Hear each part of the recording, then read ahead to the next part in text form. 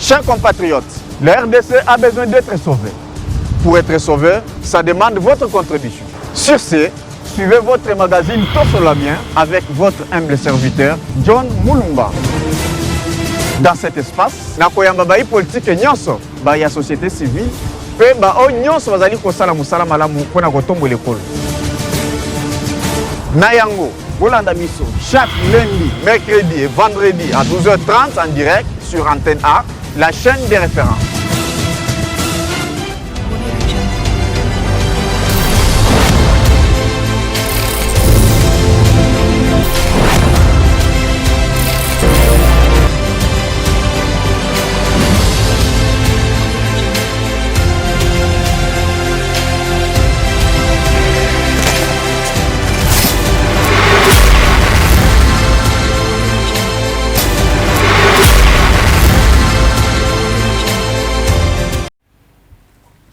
Voilà, Bouela Moubana Congo, Bissika, Bozali Kolanda Bisso, à travers le salon Nabino, Bozolanda Bisso, vraiment Nabandaku, Bozali Kolanda Bisso, dans le salon de coiffure, maître avocat, Bozolanda Bisso, vraiment dans le cabinet, Topé Sivino Bambo Tebele, merci beaucoup na Oignon Sobosara Kabande, Kotou Bozolanda Bisso depuis bureau Nabino, sans oublier Oignon So. Bozali Kolanda Biso na ba restaurant, vous êtes tellement nombreux dans la province. Bozali Kolanda Biso vraiment Botier TV na bino penevement pour Bozali belé pour na Kolanda votre magazine préféré sur la chaîne de référence. Nous sommes là sur ce plateau pour parler de la République démocratique du Congo, notre très cher beau pays. Nous sommes sur ce plateau pour na Kolobela. Question est à lui retrait. Il y a M23 qu'on a à Uvira, Bao Bazali vraiment soutenu par le Rwanda, Tokolo Belango sur ce plateau, juste après la pression américaine, Tomoni Pene vraiment, en tout cas, ils ont accepté. Il y a Kolungwa, Tokolo Bela vraiment aussi, question exactement, il y a procureur près la Cour de cassation, monsieur Chirmain Vondé. Vraiment, à l'obéli par rapport à des informations, ils allaient pour malelo, batozali pour le média, pour na démoraliser les militaires vraiment dans différents fonds.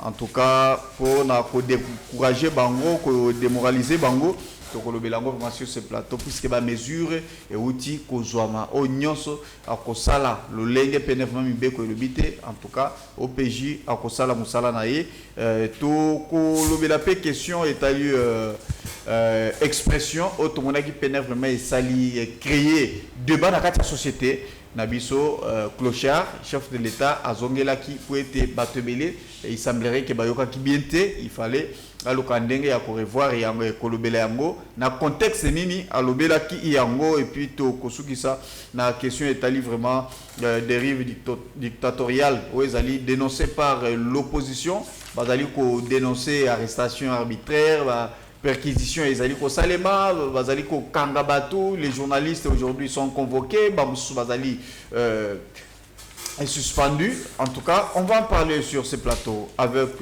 Mwanamboka Christian Mayassi, il est cadre et parti politique Ensemble pour la République, où ils allaient parti cher, il y a Moïse Katumbi, Ndeko Christian, Mbote na Pebouela.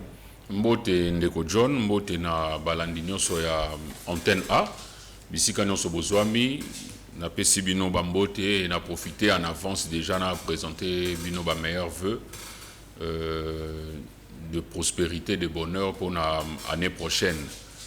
Moni biso Ensemble pour la République, tozali parti d'opposition, tolingi te ba congolais nyonso tozala uni, bongo tolingi pe que Soukambula ezala apaisé pour que tokota année 2026 na lolenge sengeli na kimia et na Lisanga. Voilà, maître Eric Bamana est cadre de l'UDPS. Je pense que bientôt, à cause de la Bisso, à rejoindre Bisso sur ce plateau. Boni Moïse Katumbi, Azawa Pissa, on a izandi. Bon, le président Moïse Katumbi azali toujours na mboka ya bapaya. Ndenge biso no sotoyebi, passeport na e expiraki, kasi bisika akei na ambassade na biso na mboka bapaya pona kosenga renouvellement ya passeport na e baboyi kopesa ye passeport ya sika ezali pe wana et loko tozali ko déplorer pardon comme un parti d'opposition que ça ne sert à rien de priver à un citoyen un document aussi important que le passeport. Donc bandeko ba pesa Moïse Katumbi passeport nae azonga na mboka nae Congo aya ko participer na activité politique. Il y a parti nae aya ko s'occuper na activité nae ndenga mesani ko sala. Donc pour na biso refus à ko renouveler passeport ya Moïse Katumbi ezali ko lakisa mauvaise foi ya bakambi ya mboka na biso oyo balingi komona opposition républicaine et fonctionner malamu te. Donc ba pesa Moïse Katumbi passeport nae umeli azali na mboka ya bapaya situation on ezali ko sala malamu mingi. Mais bele balobi toyo qui peut attention balobi azan exil, il y a beaucoup de choses qui se rencontrent. Non, Moïse Katumbi azan exilté parce que azan a raison pour y avoir exilté. Congo ezali mboka nae Moïse Katumbi abima Congo en bonne et due forme par l'aéroport de Yaluano kuna na mboka Katanga.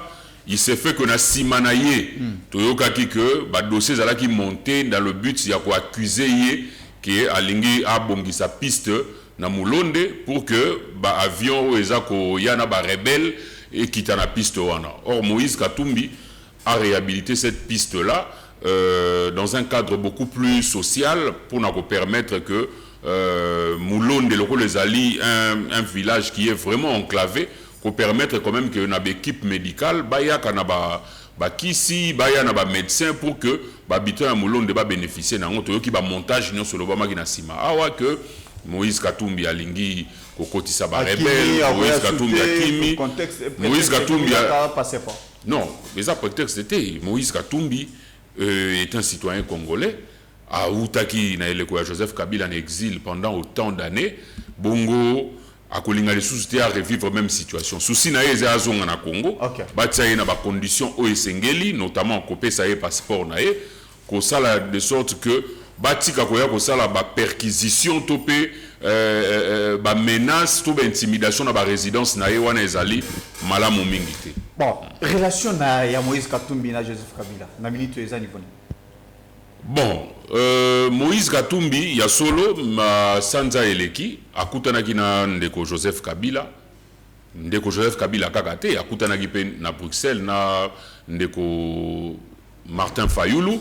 Bongo Moïse Katumbi azwaki makanisi ya kokutana na ba Congolais mosusu oyo ba kondima ko kutana na epona ko kabola makanisi akutana kina Joseph Kabila je pense c'est qui eleko oyo tentative ezaka na Addis Abeba. Oui, na Addis Abeba neleko oyo Addis Abeba il y a eu des rencontres notamment sauvant la RDC na Kenya wana tokendaki te Moïse Katumbi autres alaki en Afrique du Sud Moïse Katumbi azalaki te. Qu'est-ce qui se passe absence na ezaki justifié na nini? Bon biso tozali parti d'opposition ensemble pour la République oyo kamami na ndeko Moïse Katumbi. Moïse Katumbi na eleko akutanaki na Joseph Kabila ezalaki na makambu to pe makanisi oyo tobandaki ko kabola ensemble non seulement na Joseph Kabila mais na bayi politique mususu notamment la détention de prisonniers politiques tobo sanateke neleko wana Jean-Marc Kabound, Mike Mukebai, bazalaki bakangemi, neleko wana tobandaki komona que insécurité surtout na ville à Kinshasa ezalaki makasi mingi et puis arrestation arbitraire ezalaki mingi et puis régime ezalaki na tendance à modifier constitution. Yango wana bayi politique bazwaki makanisi ya kokutanaka pona kopesa makanisi na bango. À l'issue de toutes ces rencontres, il y a eu toujours eu des communiqués finaux. Bah, communiqué de presse ezalaki au biso ensemble pour la République nous avons rendu public pour na ko talisa makanisi o biso tozali na ngope bande ko mususu o bazali ko partager na biso makambo wana. Na maetali sauvant le Congo to monaki Joseph Kabila akendaki na ba kongomani mususu kuna bakutanaki invitation mais biso en tant que parti politique nous avons levé l'option de ne pas y aller. Bandeko mususu bandimaki kokende ba former Sauvons le Congo ba signer mokanda o ezolakisa ke bazali ba membre ya Sauvons le Congo. On a vu vos alliés bazali ki ba konso ba lobi que est-ce bakenda ko représenter binote notamment le vieux à Congo central. Non, si Moïse Gatumbi veut se faire représenter, je pense que il va se faire représenter dans un membre et à parti naïe. Et Ensemble pour la République, Bisso, nous faisons partie d'une opposition républicaine. Bandeko oyo baponi lisanga ya sauvons la RDC, bazali Bisso tozali kuna na lingomba wanate. Ça c'est clair. Mais qu'est-ce que vous reprochez Mabeni Bozoma na sauvons? Ezali likambo ko reprocher mabete. Toye malamu te. Bosso quand même vous allez ensemble à un moment donné. Et puis kasi yango na lobi te ezali na ba revendication ezali na ba revendication oyo biso na bandeko banso ya opposition notamment na sauvons la RDC tozali ko partager notamment côté la révision à la constitution côté la arrestation arbitraire perquisition auto kolobela ezali ko sala de manière illégale ezali malamu te mais pour na biso Ensemble pour la République, nous sommes un parti qui s'assume. D'ailleurs, nous totalisons en ces jours 6 ans d'existence. Parti n'a besoin aussi 6 ans. Je pense que nous pouvons, avoir Makanisi. Oh, il y a Bisso Atako Torokabolango na bande komosusu. Mais Bisso Ensemble pour la République, tous les membres, il y a Sauvons le Congo, Nenge bande komosu batali ko kanisa. Sauvons la RDC, Ezali Lingomba. Oui, Kamami na Joseph Kabila. Bandima kozala na Lingomba wana ba yebani parce que ba signaki un document o ezola kisaki bazali na Lingomba wana. Nous sommes là. Parti na biso ezali na makanisi na yango. Je pense que na maïno suzo le kanamboka, nous avons toujours émis des communiqués ou des points de presse au total isaka polele ndenge nini makanisi na biso ezali pona ekolo. Voilà, merci beaucoup Mwanamboka pour na intervention na yo. J'aimerais tokota na premier sujet au tokolobela. Awa na Mambi Matali insécurité na la République. Question il y a guerre, vous allez vivre les lots, ça fait longtemps. Aujourd'hui, dans les réseaux sociaux, dans les médias, surtout également opposition, nous avons suivi le procureur général près la Cour de cassation, M. Firmin Vondi, qui a communiqué hier, à Sali annoncement, qu'est-ce qu'il a dit? Il annonce avoir constaté une recrudescence de rumeurs et de faux bruits liés à la guerre dans l'est de la République démocratique du Congo. Bon, selon hier, il a évoqué question, il y a fausses informations qui visent notamment à démoraliser les forces loyalistes engagées sur les différents fronts, affaiblir le moral de la population et des efforts des différents les efforts de défense nationale. Il a instruit officiellement aux officiers de la police judiciaire, OPJ, de chercher activement les auteurs et co-auteurs et complices de ces actes. Voilà. J'aimerais tous on a esprit, il y a le très haut vraiment il y a procureur. Ah ouais, j'aimerais réagir comme un citoyen congolais, tout le Roland casquette politique. Tout le monde est la République, ça n'a pas commencé aujourd'hui, récemment, en tout cas, il y a eu des informations à travers le monde, surtout opposition, et commis un moyen, il y a peut-être pour dénoncer, entre guillemets, pour salir l'image il y a pouvoir pour l'incapacité et autres. Comment vous trouvez d'abord ces documents? Est-ce que tant que vous allez côté là ils allaient fondés? Bon, pour moi d'emblée ils allaient fondés parce que nous sommes dans une situation très délicate, une situation sécuritaire où ils allaient causer dommages et belé dans mboka na biso. C'est tout à fait normal que la désinformation est vraiment condamnée. Mais, nous avons reproché à Bandeko Vonde, et c'est une mesure il y a 2 poids 2 mesures. Parce que ceux qui ont beau que Bandeko basale loko bosiko bandeko na biso oya union sacrée on a ba plateau na bango ya télévision mikolonion so balobaka na biso armée infiltrée wana sikoyo ndeko Vonde akozwango na kanini Parce que là aussi, il s'agit d'une information qu'on est en train de donner qui peut aussi porter atteinte à nos forces de sécurité. Bandeko bagolobake, armée zalagi ya clochard. Parce qu'il faut pas deux poids deux mesures.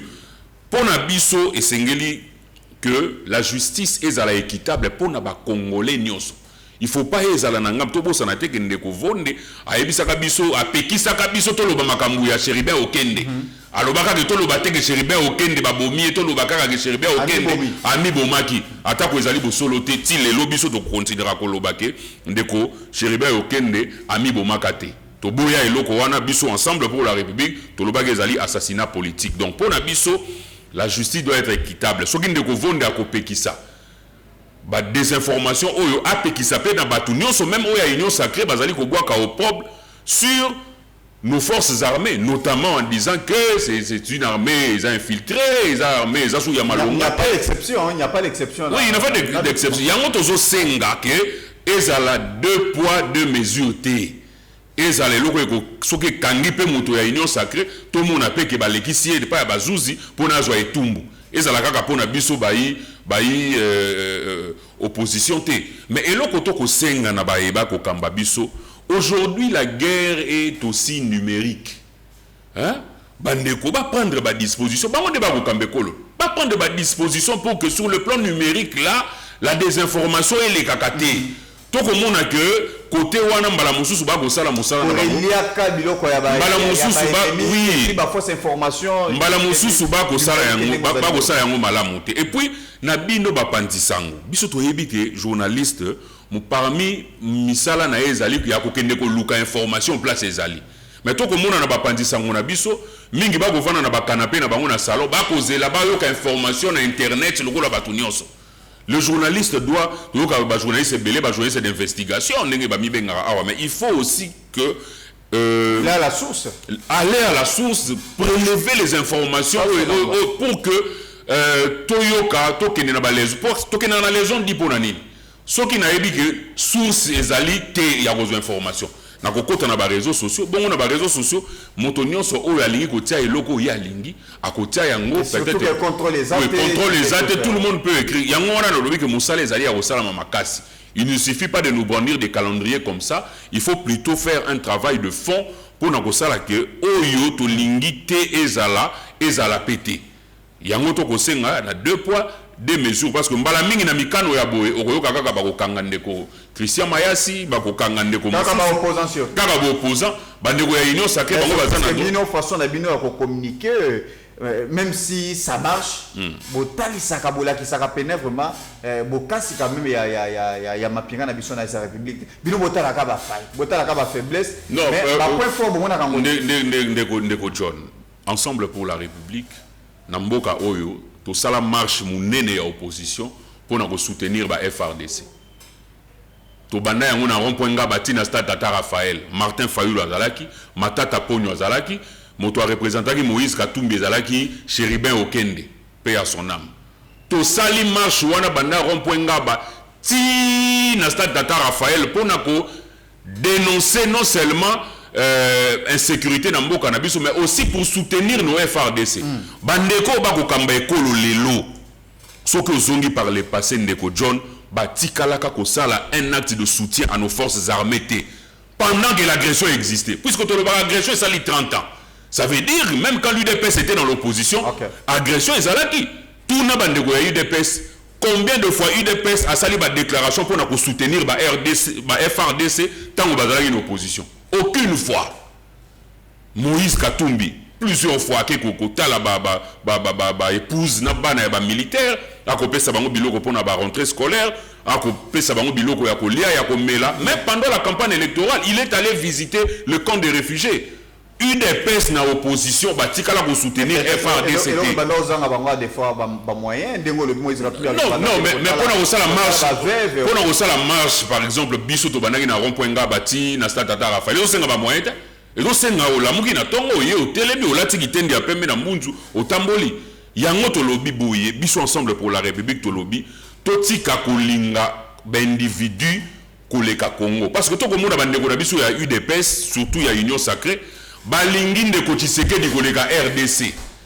Ça veut dire que pour Nabango, tout peut aller mal dans le pays, mais Sengeli ne refait que Tshisekedi à Zala Nebonga. Il y a beaucoup de critiques aujourd'hui, et Beli a un plateau, Balobi a Salah Moussala bien, mais il a aussi ses défauts.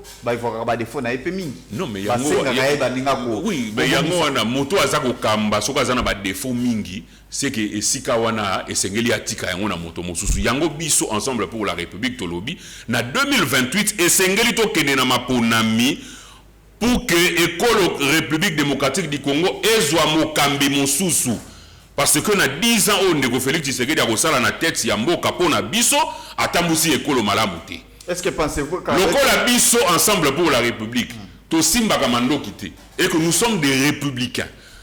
Voir kaka moko oya ko accéder na pouvoir pour na biso ezalaka ba élection yango to lingi to kene na ba élection. Vous oubliez que selon pour que na 2028 Moïse Katumbi akoma mokonzi ya école oyo Congo. Selon les rapports de l'ONU Tomonaki récemment, Moïse Katumbi a été cité qu'il collabore avec le Rwanda, avec ceux qui sont à l'Est. Je pense qu'aux informations, nous bien très bien. Oui. Est-ce que pensez-vous qu'il va experts à l'ONU, ça la banquette, sans preuve, va balancer le Rwanda? Voilà pourquoi Moïse Katumbi a un homme politique, le homme politique mon sous-souté. Tant que tu as un rapport aux Nations Unies qui va citer Moïse Katumbi, Moïse Katumbi a eu mon candidat à commis les Nations Unies. Alors, si vous avez parmi vous déstabiliser l'école Nandimi, kasi, vous pouvez savoir moi ba preuve Nandimi. Et ali rapport au beaucoup funda accusation ya ba fait wana ya ba guerre ezalaka makasi mingi ndeko. Moïse Katumbi a eu mon candidat à comméli na Nations Unies. Alors bi na moni na rapport na bino bosala ki mokolo boye botangi kombo nanga. Ba expert batangi kombo nanga. Est-ce que bokoki kopesa ngai ba preuve ou ba source oyo la kisite na sala ki boye na soutenaki rébellion te mokolo ya lelo azo ya noté.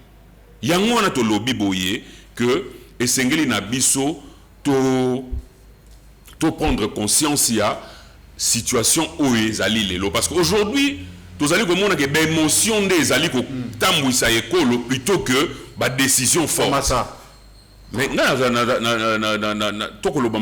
solo le 8 novembre 2022 tant que Félix Tshisekedi a bandi ba discussion na ya kokotisa ekolo na EAC biso to bimisi communiqué to yebisi ndeko Tshisekedi kokende kokotisa mboka Congo na lingomba ya EAC batuna ki biso pona nini biso to lobi parce que EAC et quand même na ba ekolo oyo bazali na ba lien na ba ebabundisa kabiso. Est-ce que vous pouvez nous dire aujourd'hui notamment le Rwanda et l'Ouganda to sengi na ndeko Félix Tshisekedi na 2022 communiqué na zali na ngwana kopesa to ebisie pour ça ekolo na biso to koma baninga makasi na ekolo lokola Angola pona nini parce que par le passé na histoire politique ya mboka na biso Angola déjà salisa biso. Mais bayebisaki biso que EAC bakoya et tumbe kosila EAC yaki raison principale il y a kokota na EAC c'était des raisons économiques. Non mais opérateur économique ba onde mutu ba senga ki na chef de l'état pour être akota kuna baza la facilité pour na commerce. Ce que zali bongo ndeko John Nathan o EAC sali na mboka na biso sur le plan économique to bénéficier nani? Rien du tout. Tolobaki kezali na bangomba mosusu oyo babundisaka Congo bazali ko luka mbilinga na ekolo na biso bazali na EAC lokola baza majoritaire tokokoka eloko te kuna baboyaki et puis biso totanga ka Uganda pe na bazali ko tia désordre na ekolo na biso Uganda zali na ba troupe pa na biso M23 bakota par Bunagana ezali na frontière ya biso na Uganda pona nini bakambi na biso ekolo bakondana ka Uganda te. Mwana ya Museveni aboya wa baboyamba lokola mokonzi tout ça pendant que to komona que ezana ba pays mususu pe oyo to kotanga te me bazali pe ko contribuer à l'insécurité na mboka na biso nde biso to koyebisa bakambi na biso ekolo bayoka ka pe biso ba etozali na opposition bayoka ka Martin Fayulu bayoka ka Moïse Katumbi bayoka ka Jean-Marc Kabund bayoka ka Delice Sanga moto nyonso akopesa makanisi na kati ya opposition. Et c'est ngeli kaka to kwa kisa yango te mbala mosusu solution ya mayeto ko mona lelo na mboka e ko uta pe na opposition mbala mosusu ko uta na société civile donc bandeko bayeba ke Congo ezali ya biso nyonso ensemble pour la République na Moïse Katumbi to kozwa eloko te soki ekolo na biso ezangi kimia nous ne gagnons rien. Au contraire, tu gagner quelque chose dans la paix, ceux qui sont unis, et pour nous avoir une unité, et c'est bilembo oyo elakisaka ke bomoko ekoti na kati ya ekolo bandeko oyo bazali na mboka bapaya bazongela mboka na bango Congo baye bakangami injustement babimisa bango baye bazali kosala ba perquisition na bandako ya batu sans mandat sans légalité batika ba mesure wana ça ne va pas. Est-ce que epekisami vraiment na ba service de sécurité basala la perquisition? Perquisition. S'il y a eu des rumeurs, papa. Perquisition, bah ça la rango d'abord na rumeur té. Perquisition, ce qui va devoir être perquisitionné ndako na yo, bah yaka na o ba benga ka mandat de perquisition, oyo procureur ataka mokoloto na ye. Pona ni ne sengeli ya na mandat, parce que mandat il a dit ko la gisate mibeko ndeza perquisition ezali ko sala ma conformément na mibeko. Mais mbala mingi to komona bakoya na ndako ya moto mande ezate bakoti bakobeta ye bakohumilier devant moi sito bana na ye bakozwaye bakei na ye toza na kaya ndeko Shada. Bon, je pense que d'accord, on va en parler. J'aimerais tout le BLP question il y a retrait unilatéral il y a Inyamboka kuna na ville ya Uvira au Tolandi. C'était juste après pression américaine na Kigali et subitement Basani Kigali pression c'est l'AFCM 23 Bangonde Moutou il faut réagir sur place pour nous annoncer retrait na bango. Est-ce que vous ne voyez pas qu'aujourd'hui on peut saluer la diplomatie agissante du président de la République? Bon, Bissot Ensemble pour la République, depuis le 27 juin, nous avons salué les États-Unis na lolenge bazwaki makanisi ya koluka kotia ba parti nyonso autour ya mesa pona koluka kimia. Bissot Ensemble pour la République, moto nyonso oyo akozwa makanisi pour que kimia ezonga na est tokobetela ye maboko. Yango wana topesa ki moka koswa na bandeko na biso ya ba américain, lokola bazwaki makanisi ya kovandisa biso esika moko. Tolobaki, ok, nous saluons quand même. Je parle de la diplomatie de Félix. Oui, nous saluons quand même cette initiative, Yakolukake, Kimia et Zonga. Mais, nakati ya accord, tout le monde qui biloko ebele, oh, biso to sepelagi na yango. Notamment. Et si comme côté nakati ya accord, balobi polele te, ba Rwanda na Paul Kagame bazali ko bundisa biso Congo. Tout le monde qui yango malamu, to tolobaki sengeli bacha yango. Esengeli bacha yango parce ata kotango tozalaki bana mike so to ko bunda na quartier soki mokolo ye kosambisa bino kotuna bon nani abandaki bokolobaki ye nga na vandaki ya eko tolomonaki que na kati ya corps. Est-ce que tu sais que bazaki na tribunal te? Non mais tribunal te vis-à-vis la diplomatie ya président de la République président américain lobby il faut n'avancer Sabino tout le monde a trouvé solution. Ce n'était pas question il y a qui a fait mal, Nana a raison, qui a tort, non. Est-ce qu'il fallait toujours condamner que non, voilà, c'est toi, tout ça, c'était une manière quand même, il y a équilibrer. Au moins, c'était pas une question toujours, il y a condamné ou ça, pendant que Bisso va accuser, Bisso qui te condamne à Rwanda. Bah, accuse à Bisso que Bino, condamne à tout ça. C'était une occasion, et Sengela qui va comme polélé. T'es école au Congo. Ezali agressé bongo agresseur ye esengeli asala boye pour kimia ezonga. D'ailleurs ba bengi yango agression te ba bengi yango ba mesure défensive. Donc pour na Rwanda azali ko se défendre contre biso. Pendant que le langage diplomatique ya ba bazali ko kamba biso ezali que nous sommes pendant une agression. Biso to monaki que esengelaki ezala établi clairement que Rwanda azali agresseur na biso ezali malamu te. Et là, comme nous monaki Malamouté Ezali, le 27 juin, tant que maman Thérèse, na ministre des Affaires étrangères et à Rwanda, signé Mokanda Kuna, quelques jours après, tout le monde a que situation sur le terrain échange à quitter. Tout le monde a sous après la signature de la Maison Blanche entre les présidents, Mboka Uvira, et quoi na Bitumba, tout ça, tout le monde et Salemi. Nde biso interpellé, biso to lobi, ah, le cas là, à chaque fois que tu as signé mon candidat, tu as zonga na Bitumba, c'est que Et sengeli na biso to résoudre ba cause profonde ya etumba. Oyango biso ensemble pour la République to lobby. Parmi makambo ko sala te tozongela kimia to bosana bosangani ya ba congolais to bengi dialogue inclusif. Et sengeli biso so ba congolais to vanda na mesa parce que etumba o tozali nango ba américain ba kokoka ko sisa yango te. Bato ya Qatar ba ko sisa yango te zali biso ba congolais nde to ko silisa etumba wana. Moni ndenge uti koloba communiquer bandeko ya mais vous avez aimé quand même. Il y a M23 ba sali communiquer biso to lobi to ko saluer acte nyonso o ezo kende na faveur ya paix o eza na ko kende na sens ya cessation ya hostilité que lisasi moko ebeta malisusu te mais bandeko ba pesi ba condition na bango pour que loko ane salama et pire encore ba pesi échelonnement na ngote calendrier te soki ko salama ndenge ni ba poser plutôt ba condition. Là c'est un autre débat. Mais biso, pour na biso esengeli kimia ezonga et kimia ekozonga. D'abord, ceux qui biso ba congolais, tous se mettre peu d'accord. Tous se mettre d'accord parce que comment toko bundisa mon paya, toko ndima ko kutana na mon paya wana. Mais biso moko na yekati ekolo ndeko Félix Tshisekedi akoboya ko kutana na ba ndeko na emusu. Mais si réellement ensemble pour la République azali na posa kimia. Et aujourd'hui, vous avez trouvé qu'il y a eu des avancées. Pourquoi Bokoki Kosangana Bouye? Dans le but, il y a eu avancé. Bouye, non, Bazo Zonga, non, tant Bazali Kozonga déjà, Bazo s'est retiré et ça prouve quand même que. Bon, information, on a un zanangote. Que Bazako s'est retiré. Moi, j'ai l'information par rapport à communiquer, il va bondir et puis c'est tout. Peut-être vous avez informé, je ne suis pas informé, mais. Ce que je voudrais dire, continuez dans la moutuna. Bon.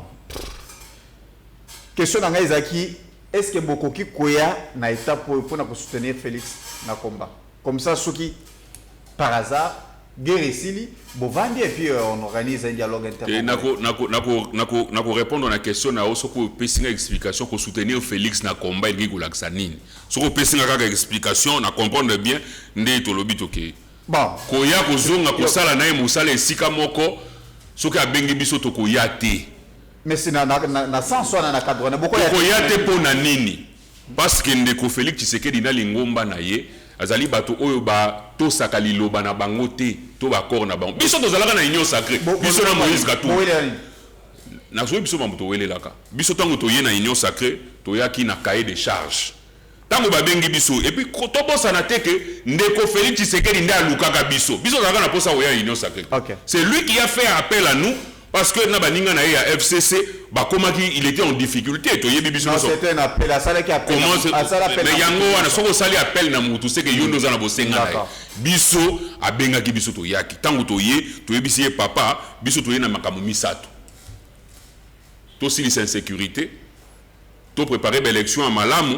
Et puis aussi les sanzala la population, to bongisa social la population. Cahier de charge na biso zaki na biloko wana misato. Ya poste au bosani. Tango to biso les postes c'est pas important. Ba Chéribin Okende ba Christian Mwando, ba démissionner na gouvernement ba tika ba poste na bango.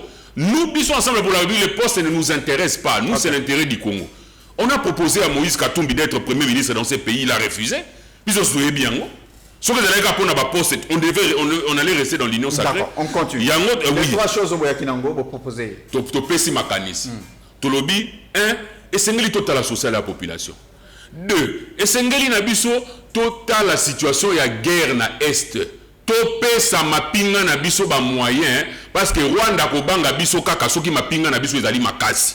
Ya misa tolobaki na 2028 to bongisa mapona ya malamu pour que tozongela susu te ke moto abimi mokonzi kasi bapona ki yete moto abimi député ba vota ki yete alongi na tricherie. OK. Tomoni ke pendant que tu as na union sacrée batie eloko ba bengi ram. Biso no sotaki victime eloko na téléphone ba kozwa biso mo solo na téléphone. Pendant que nous étions dans l'union sacrée, Moïse Katumbi a dit clairement que le ram était un vol. Parce que ti sikoyo ba yebi saka biso de ram ezalaki taxe redevance to ezalaki impôt. Bayebi saka biso de ti lelo esika mbongo wana ekenda ngambu nyonso tomemaki yango wana donc balobi tozali lokolo moko libanda moko na kati soki balingi te to tozwaki mokano biso tolongwa na union sacrée Mais tala ici que écouter biso cher. Biloko misato to yaki nango na mesa. Est-ce que vie sociale ba congolais ebongi? Ebongi te. Est-ce que situation sécuritaire na est ebongaki? On a codoté ba moyen na ba militaire. Ebongi te. Est-ce que tozwaki ba maponami ya malamu? Tozwaki maponami ya malamu. Bidje na bango mataki ya. Yango to ndeko. O nyonso ekosala. Comment na ba milliard? O nyonso ekosala mawana. Soki sur terrain ba résultat ezali komona na te. Ambango elungwa to komo soki sur terrain résultat ezali komona na te. Tokoki ko saluer ba mesure wana à 100% te. Biso to lobi ke biloko baboya ki misatu ya biso ensemble yango écouter biso cher na katia ekolo. Lelo tala ba assemblée provinciale na biso. To belela ki awa ke bato bo kaboleli ba machine à voter na bandaku. Bakozala na devoir ya redevance moko te pa population. Yo to komona tala Kinshasa ndenge za mabulu. Na assemblée provinciale ya Kinshasa eza na député moko te a telemelaka ndeko Bumba. Gestion ndeko Bumba. Tambola na Kinshasa omona ndenge lelo Kinshasa ekomi. Tambola na Kinshasa omona ndenge Kinshasa ekomi lelo. Je pense que le chef de l'État est moko vraiment évoqué déjà question à Kinshasa. Makambo eza ya ko évoquer te, makambo ezali ya ko soit ba mesure pour que ba résultat emona na sur terre. Et puis eloko moko ndeko, to moni ndeko Jésus Noël Tcheke a lingi ba lancer ba transport de nuit. Oyo ko tambola banda 22h til 4h du matin. Moi je pense que ce sont des mesures qu'on prend comme ça à la hâte. Comment dans une ville où insécurité est allée au Kinshasa, to kotia ba transport à des heures tardives et puis pour banani ba ya ko matayango nani ngwa ko bimanda ko na minuit pour soit bis on va évoquer, je pense ça c'est notre débat. C'est notre débat to kolobelango peut-être heure moko tango to kozongela je pense na compte à dernière sujet nabiso voilà sur ce plateau na ebisa kibino vraiment. Vous savez, comme vous le savez bien, embouteillage et puis Zaki Makassi. J'espère que Maître Eric a déjà Nabaloko Nabiso bientôt à cause de vraiment sur ce plateau pour continuer vraiment pour la question il y a est de la République. Voilà. J'aimerais tout nazongela sous moi mouké en attendant bon ça peut pour être mettre à côté de la situation. Question, il y a retrait, il y a bande konabiso, il y a bon, pas bande konabiso, bazaba inabiso. Comment vous avez trouvé pression sur Rwanda? AFC M23 va réagir. Ça veut dire quoi? Bon, tout d'abord, on est bandelier dans notre biso que biso ensemble pour la République, nous avons salué les efforts de l'administration. Mais là sur le terrain,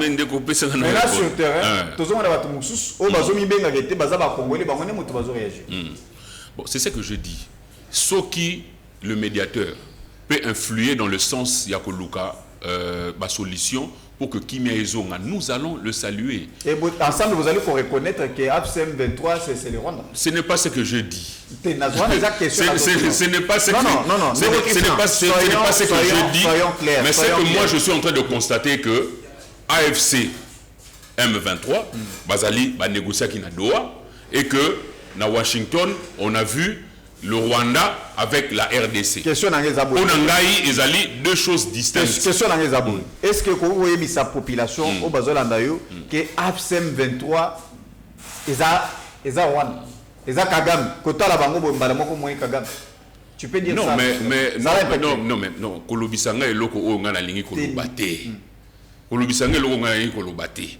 Na doa tozali ko solola na AFC M23.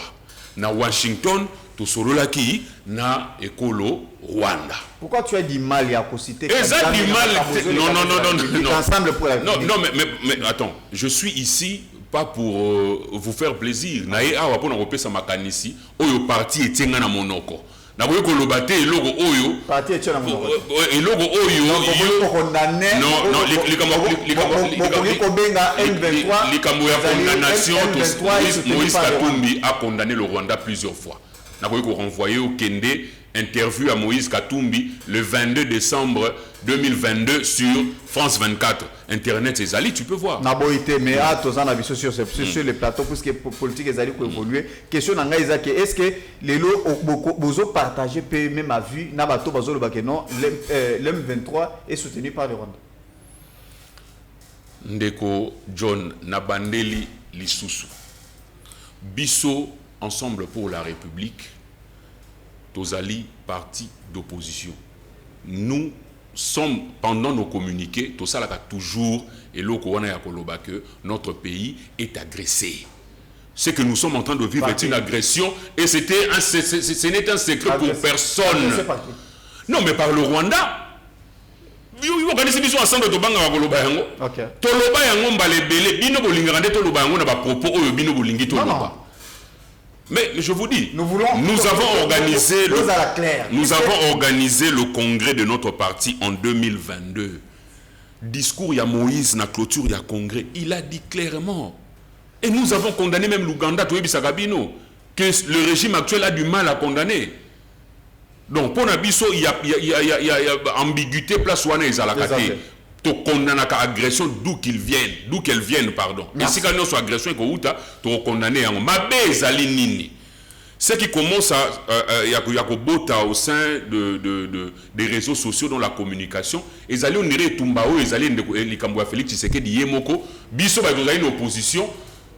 Ce qui toko kabola makanisna de Félix Tshisekedi nous sommes en connivence avec les agresseurs. Ça, ce n'est pas vrai. Et ce discours-là a été véhiculé pendant autant d'années. Puisque les opposants et puis vous trouvez qu'ils sont contents. Non, en tout cas, bissoté. Voilà, tout ça. En tout cas, bissoté. Merci beaucoup. Merci beaucoup, Christian Mayassi. Nabosani Kopé, ça maître. Attendez, on a présenté. Voilà, maître Eric Bamana et cadre de l'UDPS. Avec un grand état aujourd'hui. Bienvenue. Merci beaucoup Ndeko Bolimbisi parce que ce n'est pas poli yo annonça qu'il y a déjà na bitando ikewa. Ah ouais. Bato bayibi ke nazoya après na koma na retard Bolimbisi mingi. Na pesi mbote na pesi merci pour l'invitation yo. Na pesi mbote na co-débatteur na ngai. Oyo annonça qu'il y a déjà na kutibino déjà train ciel longwe na gare na djembele ya ko djembela ndenge mwana lobaki nazo djembela te nazo kama kodia mwana ya viena ngai donc na djembeli ko djembela lelo. Merci beaucoup pour l'invitation na pesi libota na mbote na pesi bakongomani nyonso mbote na pesi pe mokonzi mboka son excellence Félix Antoine Tshisekedi Tshilombo pa ya zwami surtout pour encourager mingi bande ko na biso ba VDP banani ba wazalendo na ba force nyonso ezali ko se battre à nos côtés surtout bande ko ba Burundais na ba FARDC na biso oyo ba troupe pas mingi ba commandant puis ba commandant eza mawa mingi. Ndeko Vonde alingisi ko makambo. Makambo yo le toujours de la sur ce plateau maintenant. Na Ndeko Vonde agende ko sukola. Non. Oui, non. Maître, on doit respecter l'autorité établie. Voilà, il y a beaucoup de Nazovana, puisqu'on en a déjà parlé sur ce plateau. Procureur général près la Cour de cassation, Germain Vondé, qui annonce avoir constaté avec une recrudescence de rumeurs et de faux bruits liés à la guerre dans l'Est de la République. Bon, selon lui, il a évoqué fausses informations qui visent notamment à démoraliser les forces loyalistes engagées sur les différents fronts. Il a également évoqué que ça va affaiblir le moral de la population et des efforts des différents de défense nationale. En plus, il a instruit aussi les officiers de la police judiciaire, les OPJ, de chercher activement les auteurs et co-auteurs et complices de ces actes. Des informations.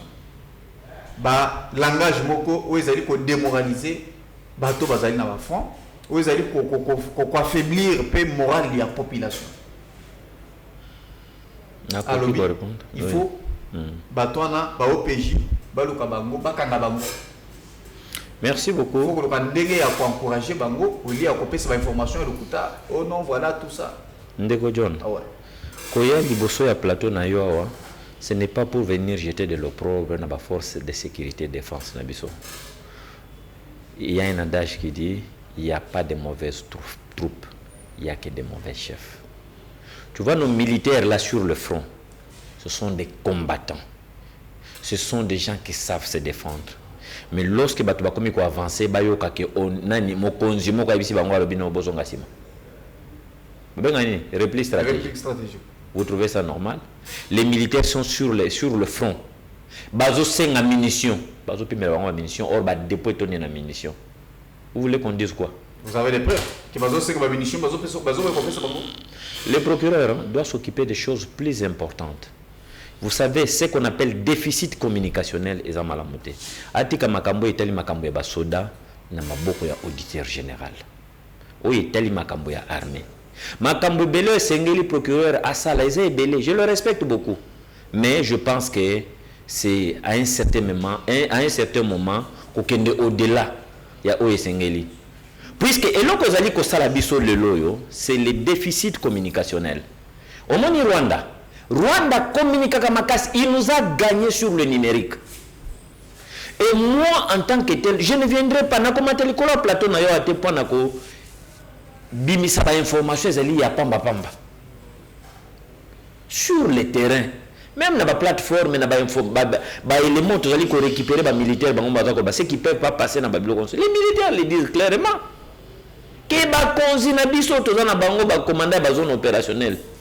C'est le canal officiel où tu as information il y a des militaires c'est à travers les porte-parole et général Sylvain Ekenge. Est-ce que tu veux me pousser ce qu'on a banako épilogué? Sylvain Ekenge à Salaba. Tu dis que Sylvain Ekenge nous prenons la communauté internationale à témoin. Nous reculons et tout ça là. C'est ça notre armée? C'est ça l'armée que le président de la République, commandant suprême de la Yangona? Nous prenons la communauté internationale à témoin. C'est ça ce qu'on attend. Ba Congolais ba kufa. Obita mukeka ka oyo banani barwande ba koti na comment on appelle ça na Uvira. On nous parle. Ici je parle au conditionnel. À peu près 400 morts. Tant le bateau, il y a Emmanuel, il y a Kabila. Et ça comme Matazo ou Tagoma avec plus de 500 militaires rwandais. Nous avons vu des images, les gens ont alerté. Bon ba ko comme ça biloko pas ba kondibo comment. Bah comme ça. Ça c'est pas des faux bruits. Donc bazo la image. Té bazo la image vidéo au monde ndenge bateau Emmanuel yo ke na peut-être le bon matin na yebité. Mais ngana li bateau Emmanuel pe na matin. Ndenge lobi ke no wa dans ali fort na armée numérique peut-être. Je vous parle de bateau Emmanuel. Vous savez na service il y a sécurité, na service il y a renseignement militaire, na ba service nyonso etali bongo bokengi mboka. Information ezala mabe ezala lokuta il faut que zwana nous traiter après ko yeba oya ko boaka oya ko zona sécurité tant ba veut ça so ba bi bateau yo bazo mata parce que offensive dans quelques jours ouvrir réseau koya mais ça n'a pas traîné 3 jours après ouvrir koya c'est quoi ba ko ça biso bateau no ba la biso on a plus de 500 soldats et dans quel lokuta la conséquence et information c'est que ouvrir koya ki au lieu que le procureur Asala Moussalo et Sengeli Asala, il nous amène à des histoires. En tout cas, moi j'ai beaucoup de respect à notre PG, PGCAS, donc procureur général après la Cour de cassation, mais qu'il n'empêche pas les Congolais de réfléchir. Puisque en tant que mokonzi à droit judiciaire, l'information c'est tel côté à sécurité na front azana yangote. Ce qui biso to communiquer à la limite ou à la mesure du possible. Mais nous n'allons pas jeter l'opprobre sur nos forces de sécurité et de défense. Tout le monde qui n'a goma, à la veille, tant que goma zokoya. Soldat moka vandi kola mutu kalobi. Ba konzina biso. Tout le monde ba bateau na pourquoi avant goma nani Rwanda kota na goma. Ba bateau na ba konzina biso bazoki mabatiki ba soda. Soldat moka zo babi. Oh vidéo na zo salo. Peut-être trésor ya suka. Na yebite so na kotika la kozali so na vie. Makambasala ki basoda bakuta ki nakati. Oyebi ndenge babumaki bango bandeko boni bakufi kuna. Sikoyo nani apesi information na lengo Sengeli? Ndeko, nous ne parlons pas parce que nous voulons acclamer le Rwanda. Moi, je ne suis pas quelqu'un qui peut venir acclamer le Rwanda ici. Le procureur, faire son travail, c'est une bonne chose. Mais il faut que l'information soit circulée. Et malheur, n'a pas circuler l'information, ou ils allaient contre les gens, ou ils allaient contre la loi. On a mis information contre la loi. Ce sont des choses qui sont sur la toile. Il y a que le c'est que peut faire une chaîne de télévision. Qu'on déploie la caméra, qu'on quitte sur le lieu. Aujourd'hui, la technologie est simplifiée tellement de choses qu'avec ce téléphone ici, on peut facilement récupérer les images et les relayer. Alors, il ne faut pas que tout soit caca, il faut qu'on en parle.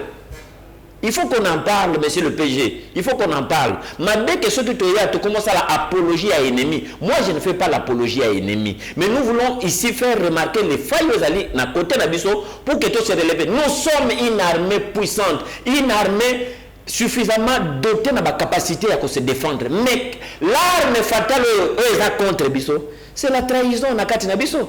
Et le procureur a dit, même s'il ne peut pas le dire comme ça clairement, a dit que trahison c'est makasi. Bosombi, il y a beaucoup de il y a armée sur le terrain, et ça makasi. Tout le bilango te prend en ligne. On doit se taire pourquoi? Le président de la République lui-même a dit yango. Et pourquoi le procureur a dit que ça va te prendre en ligne? Le président a reconnu que trahison c'est makasi. Quand le président nous a parlé que Akuta qui malgré que interpréter qui n'est armée de clochards qui ressemblait à qui ressemblait à l'armée de clochards. Mais aujourd'hui, à ici que non, na sombi biloko on a ajouté la biloko pour que cette armée est comme quand même comme mata. Batu batali onyo so bakisa ina simate ba weli ka clochard avec baso da so clochard et tout ça là. Ça c'est allé dans tous les sens. Donc biso to linga comme ça là c'est qu'on appelle lecture sélective. Donc ce que l'on va attaquer comme la tête de Tshisekedi ne vous plaît pas, alors ce qui Tshisekedi a levé le komoko bozubo kati bobimisi kaka bobimisi parti de ça la bino na contexte na yango ale beaucoup miko attaquer. Merci beaucoup maître Torozata et Bélé Pénève Maté pour ce sujet. Voilà, vous êtes arrivé en retard. J'aimerais notre enchaîner la question au côté Ndeko Christian sur ce plateau c'est par rapport à retrait unilatéral. Il y a M23, c'était juste après la pression aux États-Unis à saluer Kigali. Merci beaucoup Ndeko. Nayoki otuni Ndeko pour aluka apesa yo yano. Soki M23 bazana na Rwanda. Nayoki ne mutu no tunaki yango. Soki M23 va quoi agir pour na Rwanda. Namani Ndeko tergiverser moi mingi. Mais nakolinga ngana répondre comme suit. Et loko liboso M23 ya solo bazana Rwanda. Et bah on baza quoi agir sur le terrain. Et ça bah M23 c'est l'armée rwandaise sous le label. Il y a M23 na kati ya RDC. C'est le RDF qui lorsque cette armée là traverse et qu'elle est sur le sol congolais, il arbore les labels, il arbore les labels, il y a M23. Pour nini?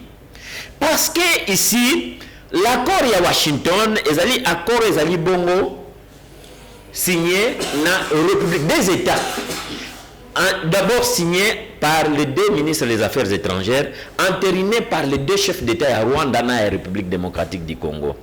Et aujourd'hui, Rwanda a été violé. Quand les États-Unis étaient ennemis, menacer Rwanda. Donc, menacer Rwanda. Il s'est cassé retiré dans Uvira, puisque à côté de Uvira, juste 1 ou 2 jours après signature et accord à Washington. Au lieu de tout le monde à Rwanda à réagir, c'est le M23 qui fait un communiqué.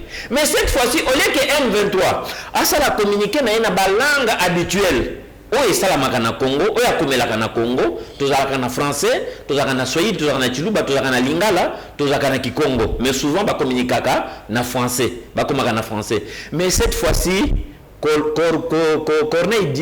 Corneille Nanga, pardon, je voulais verser dans les appellations, pardon, j'aimerais appeler la personne Corneille Nanga a saleli biso communiqué en anglais. Ndeko, biso langue professionnelle, langue à travail, langue officielle comme en français. tout ça en anglais. Puis banda AFC M23 banda ko communiquer. Et là mbala liboso qui nous pondent un communiqué en anglais. Il faut siko ko comprendre que communiqué wana et utake pa ya nangate. Communiqué na utaki na Kigali. Balobi bo habillé yango bo pesa en tête. Il y a M23, Yonanga signé pour dire maloko les alliés œuvres congolaises. Mais ce n'est pas à Nanga qu'on a donné l'ordre de quitter Uvira. On a donné l'ordre à Rwanda. Pourquoi si qu'on M23 ne fait le Uvira? C'est ce que je viens de dire ici. C'est clair. C'est clair. Donc c'est les M23. Quand elle traverse la République, pardon, les RDF, quand elle traverse la frontière et l'entre la République démocratique du Congo, elle ne peut pas continuer à arborer sur sa tenue l'appellation RDF. On enlève seulement le cuisson qui est là, on met M23 AFC. C'est comme ça. Alors, tant que si ordre na l'armée rwandaise est déguerpie, l'armée rwandaise qui nous fait la guerre par procuration, mais il y a un moment qu'on a 4 terrain, donc, équation, schéma, est plus simple à comprendre. Un jeu entre père et fils. Effectivement. Bon, les enfants, beaucoup mais est-ce que réellement, Bazolo? Bon, la pression, connaissant Kagame a tellement têtu. Et Kagame tellement, il a pris l'habitude. Il y a Kouvanda na kati ya RDC kosala ya lingi. Mais la pression ici ne fait que commencer. Na yoki ba nani comme na ibisi moi. Aleki azali même koloba ete kobimana bango kuna ezali conditionné. Mais les États-Unis n'ont pas demandé à M23 de sortir. Les États-Unis ont donné l'ordre à l'armée rwandaise. Yangonde ebimana kati ya territoire congolaise. Ebimana d'abord na kati ya Uvira et ça va continuer le lengewana. Mais quoi de plus étonnant, il y a Kokuta Keno, au lieu l'armée rwandaise et réagir na pression américaine, mais c'est maintenant les soi-disant M23 et AFC ne vont réagir sous prétexte qu'ils vont faire la condition ils vont finir puisque les États-Unis il paraît ils ont donné dans l'immédiat pour Uvira et jusqu'au 20 pour quitter le territoire. Il y a la République démocratique du Congo. Cette information a été relayée même dans l'ambassade des États-Unis. Nous avons vu Rubio, qui est le ministre, le secrétaire d'État aux Affaires étrangères.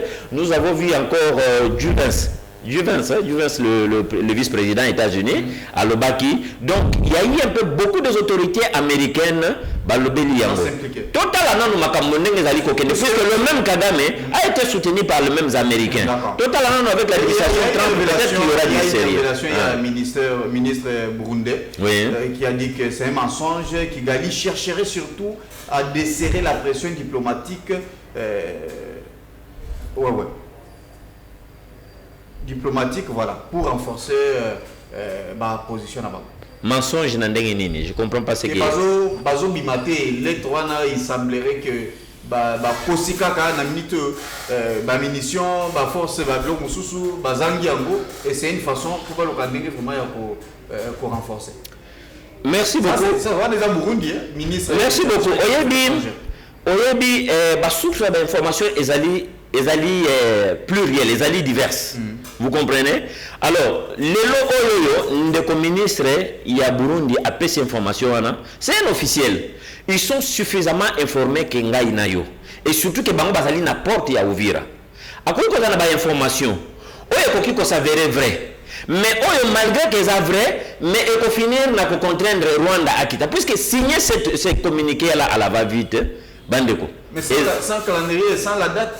Non, Baibisi Bango, selon les États-Unis, Baibisi Bango bakita aussitôt, balonga aussitôt. Puisque ce qu'on a dit tant Bango bazui Uvira, ne bakota ki na Uvira na mécanisme nyon soto yebi, na kokota bakota et même il disait que dans 4 jours baoza soki na Tanganyika na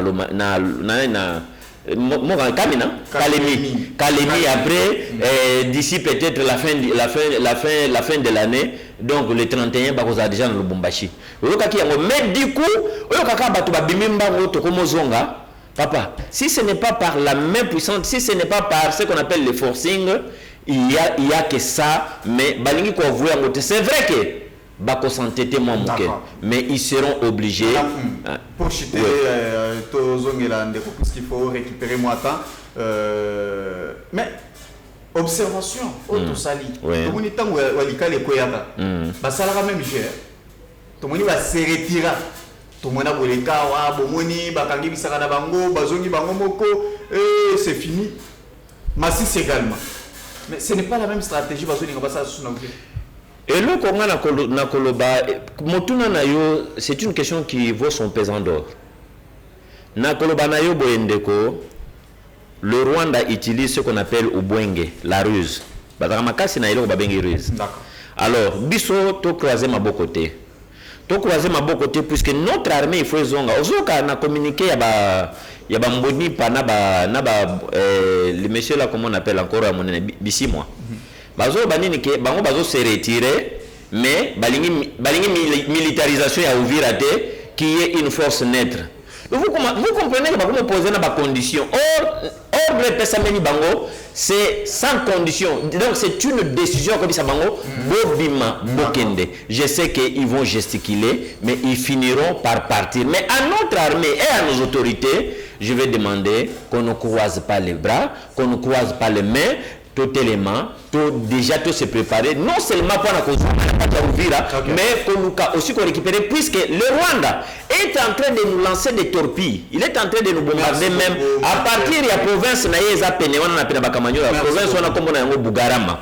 Donc tout y est banné ni à Kobongama, tous on a été que non, Rwanda Zali Monsanto Auto Kabula Komanyo qui est au Bongama po cette fois-ci, 3 ans c'est tout récupérer la territoire.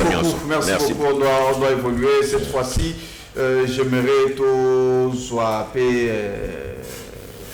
cette pour la chef de l'État, il y a un Colombie président de la République, les revenus pour nous expliquer au Bayoka quitté dans le contexte nini alors baki makamwetali clochard.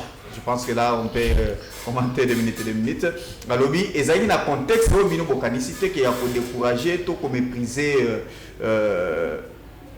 armée na bisoté mais alobela ki yango na contexte moko ya ko dénoncer les conditions de vie ya ba force de défense na biso ndenge bazali ko équiper bango bien té donc ça appel na ba konzi na bango ba responsable pour ba luka pele mandenge ya kozwa makambo kozwa condition na bango il faut bazala très bien et puis pour ba bunda madame est-ce que tu es d'accord avec bon, nalanda ki penga lokola yo tata mokondi ekolo mais avant ça na rebondir na makamoke na yo qui pas maître lobby, il y a pas de mauvaises troupes, il y a que de mauvais chefs et il a épinglé notamment quelques commandants des zones opérationnelles. Et la part du commandant suprême dans tout ça, c'est lui n'a pas de responsabilité dans ce qui se passe. Puisque lobby qu'il n'y a pas de mauvaises troupes, il y a que des mauvais chefs. Il est le chef aussi, numéro 1 d'ailleurs. Lui n'a aucune part de responsabilité lorsque nous échouons ou lorsque nous connaîtrons des difficultés dans le cadre de notre défense. Moi, je pense que voir les choses de cette manière-là, ils ont manqué cause à la correctité.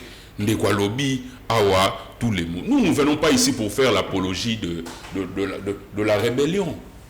Mais nous aussi, à un moment donné, nous avons tendu les bras à l'agresseur en autorisant que Rwandais et Komakosala va et vient Kinshasa, Kigali, awa. En autorisant que or Nabiso dans la raffiné na Kigali. C'était pas ça ouvrir le main à l'agresseur. Donc moi je pense que Namakambo Oyo, Bato Bazali ko diriger Biso, ils ont aussi une part de responsabilité na Oto Zali ko mona lelo. Concernant les propos du chef de l'État, nous ça nous a pas surpris. Parce que tout yokat, bah compatriotes Nabiso qui sont à l'étranger, bah combat tabac. Biso de l'opposition, to bengama batwanzala, les voyous, trop souvent, bah sortie médiatique Yandeko Tshisekedi, où ils ont salama sans un discours élaboré, ils ont posé moins problème. Surtout lorsqu'ils se retrouvent directement en face de compatriotes avec qui ils échangent directement. Tout ce que moi, mais néanmoins, s'il s'est ressaisi pour présenter des excuses ou lobby ou bien pour modifier l'Obama qui wana, c'est quand même bien. Mais moi, ce que je constate, les alines de Félix Tshisekedi, tant qu'on soit maloba, en dehors il y a un discours officiel, s'il est en face de compatriotes, moi bambeba et vous allez belé. Parce que dans Moutou Nabiso Congolais, moi confusion est commis parce que sur France 24, il a dit clairement que j'ai trouvé une armée organisée et structurée. Et en même moment, cette armée-là qu'il a trouvée bien que structurée et organisée, ils allaient qui a Baclochard. C'est une contradiction. Donc pour moi, namoni que côté wana bandeko ya président sous service ya communication ya chef de l'État, ba meka ko sunga tata mo kondi pour que maloba boye et léser une partie de la population, et surtout lorsqu'il s'agit de nos services de sécurité. Certainement, j'aimerais enchaîner par rapport à l'opposition. Les lots, vous allez dénoncer une dérive dictatoriale. Golobé, en tout cas, ça ne va pas. Perquisition à tout moment. Arrestation, Kolobaté, Chadar, Koto Bakangi. Donc, je l'ai vandalisé. Vous allez évoquer Bolobi, vous allez malamouter. Juste, qu'est-ce que vous voulez? Bon, au fait, en ce qui concerne la perquisition, je pense que même la Constitution est un mot qu'on a besoin d'aller clair dans l'article 29. Et l'objet que les domiciles est inviolable. Et que perquisition non sont au Sengeli Salama et Sengeli Salama conformément à Mibeko. Hier, na Kirungu kuna na territoire ya Moba, résidence ya honorable Christian Mwando ezalaki perquisitionné pendant près de 2 heures par des éléments de la DEMIAP, des FRDC, de la police et de l'ANR. Honorable Christian Mwando azali député, ça veut dire qu'azali ko bénéficier de l'immunité parlementaire. C'est-à-dire que pour perquisition, il y a le lingue wana et salama et c'est que et salama conformément na mibeko ya mboka. Yango to bengi yango une perquisition non seulement illégale mais aussi brutale. Et là comme sous sengeli to yeba ezali biso toponi une opposition républicaine. D'ailleurs, l'honorable Christian Mwando, c'est lui le chef de file de l'opposition dans l'Assemblée nationale. Nous avons fait ce choix-là pendant que Bandeko Belé, Otozali, dans l'opposition, Balinga qui a moqué était participer dans l'institution au regard de ce qui s'est passé pendant la période électorale. Mais Kokende, dans une perquisition, au moment où nous cherchons la cohésion nationale, au moment où nous prenons l'unité entre Congolais, nous allons comme on a que Maïwana, ils allaient Salama, ils allaient s'il y a des rumeurs, est-ce qu'il faut qu'on sait toujours Mibe Koueloubi Yango. Mibe, en fait, la loi a déjà tout prévu, puisqu'il a ses immunités. Est-ce que pensez-vous que sur les rumeurs, c'est un exemple qui était peut-être qui était dans le Babomi Mandouki, est-ce qu'il faut passer une autorisation? Il y a un dima et puis mais ce que ça dit bon, sur base d'une rumeur, on peut venir dans la résidence de quelqu'un faire des perquisitions comme ça. C'est que ça devient un désordre. Nous sommes dans un état de droit. Et dans un état de droit, c'est la primauté de la loi. C'est-à-dire, loi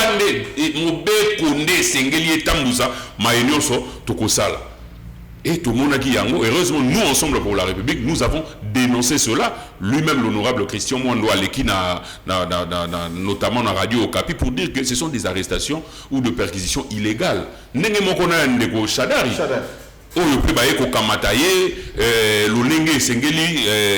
Avec brutalité, je pense qu'il y a un témoignage à moi sur les antennes de la radio qui s'est plaint de la procédure, c'est ce qui nous inquiète. Ce qui ne doit pas aller tout, si vous avez un mandat, vous avez procédure est pour que nous soyons et Marie Komeline de Kouchadari et rappeler biso Marie Komeline de Komaï Mukebai. On est venu le prendre chez lui à la maison, il y a un casier judiciaire après 2 jours à Kemakala où il a passé près de 2 ans sans jugement dans un état de droit. Et ça nous rappelle encore la perquisition où Salamaka Nandagwa Moïse Katumbi na Lubumbashi, Nandaku ya Salomon Escadela.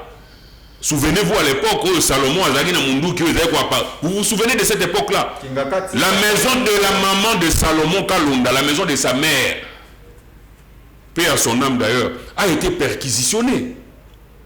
Et il ne trouve absolument rien. Même si ça n'est pas Et là, ils ont dans le but de mettre une oppression dans la opposition. Tout le monde a Jean-Marc Kaboun, il a même été blessé. Tout le monde a policier à Jean-Marc Kaboun Libanga. Un agent de l'ordre. Tout le monde dit que le régime Oyo, tout le monde comprendre que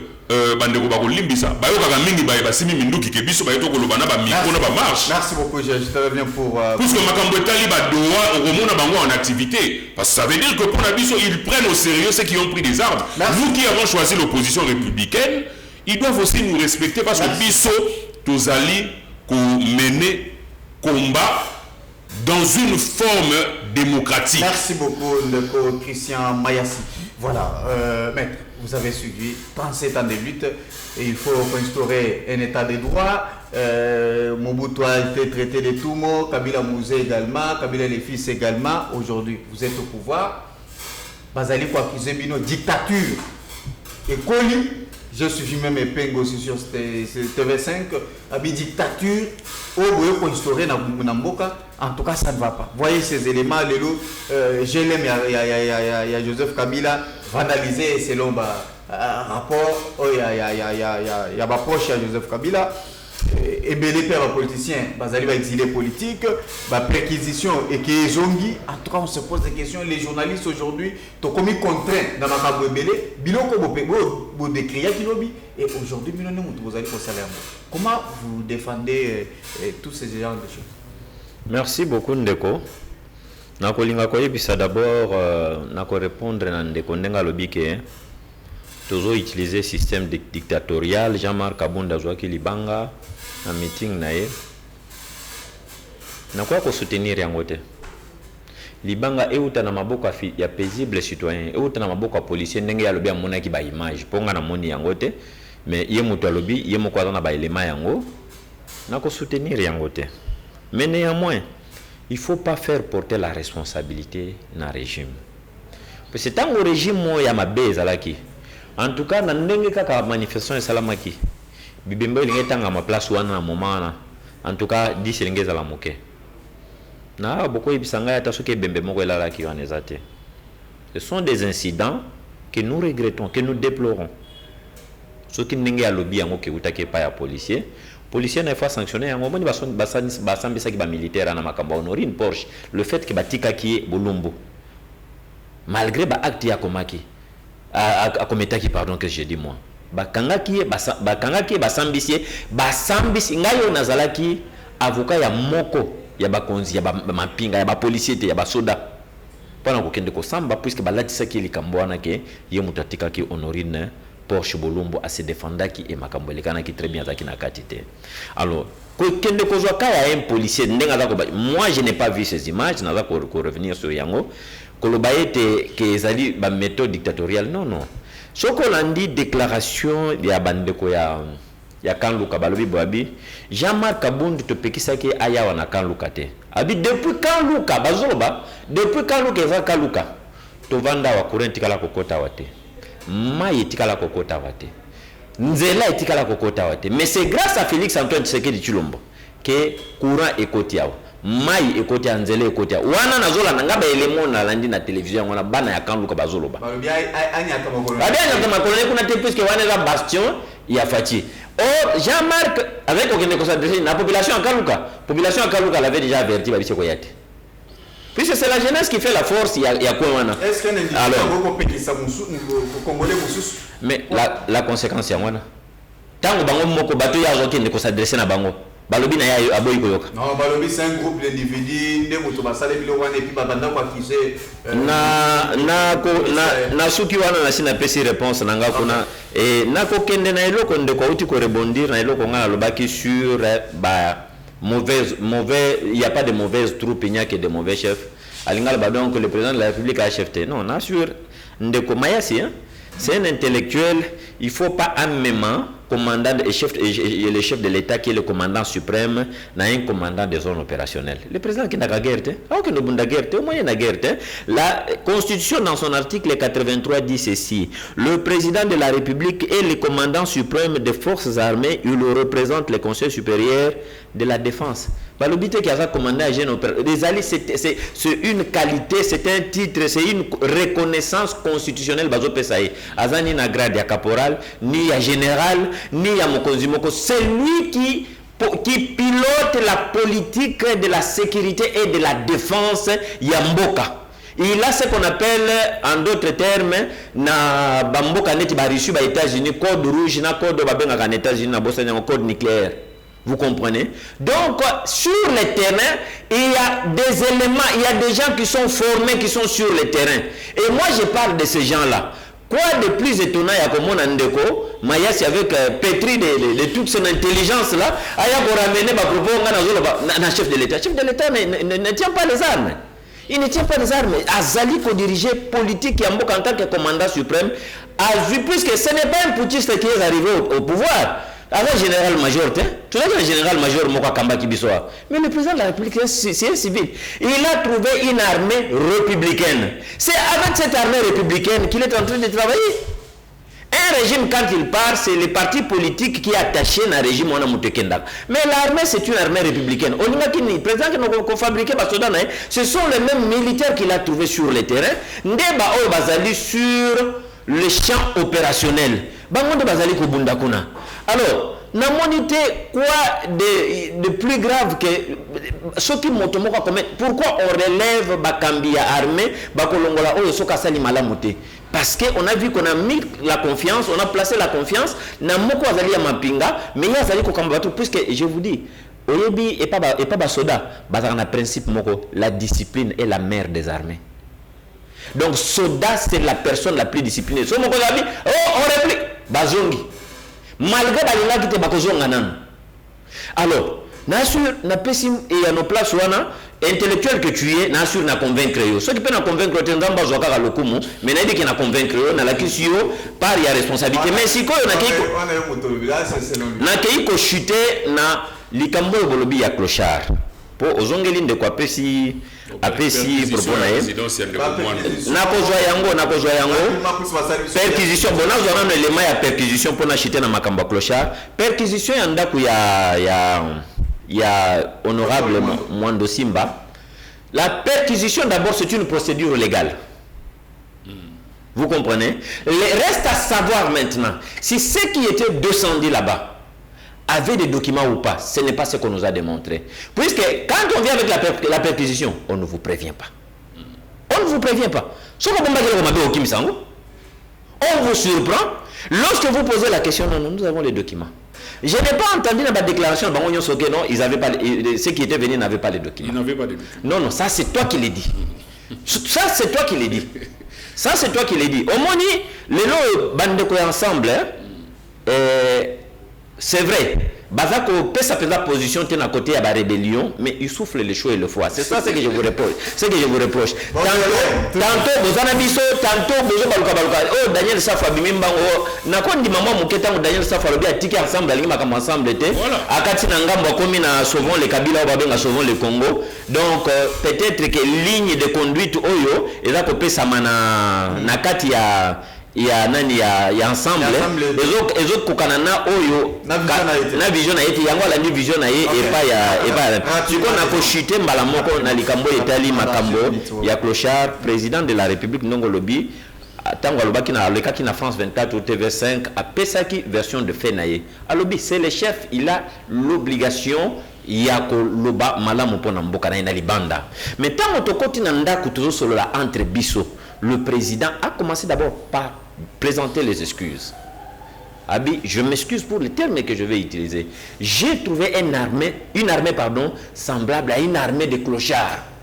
Et ngai nakokende ko soutenir pour pona ndenge nini.